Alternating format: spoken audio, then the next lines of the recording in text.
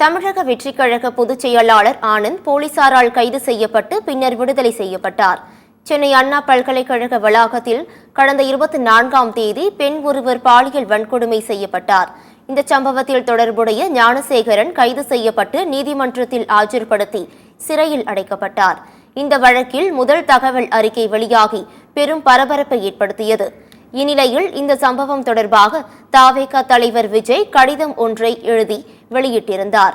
பொதுமக்களுக்கு விழிப்புணர்வு ஏற்படுத்தும் விதமாக அந்த கடிதத்தை நகல் எடுத்து தவேக கட்சியினர் பொதுமக்களுக்கு விநியோகம் செய்து வருகின்றனர். சென்னை பூக்கடை பகுதியில் தனியார் கல்லூரியில் விஜய் எழுதிய கடிதத்தை விநியோகித்து வந்தபோது அனுமதியின்றி இதுபோல் செயல்பட்டதாக கூறி தவேகவினரை போலீசார் கைது செய்து மண்டபத்தில் அடைத்தனர். இதனையடுத்து சென்னை தியாகராய நகரில் தவேக பொதுச் செயலாளர் ஆனந்த் இந்த கடிதங்களை தவேகவினர் வழங்கியதை பார்க்க சென்றபோது அவரும் போலீசாரால் கைது செய்யப்பட்டார். இதனால் தவேகவினருக்கும் போலீசாருக்கும் இடையே தள்ளுமுள்ளு ஏற்பட்டது. இதனைத் தொடர்ந்து கைது செய்யப்பட்ட ஆனந்த் பின்னர் விடுவிக்கப்பட்டார்.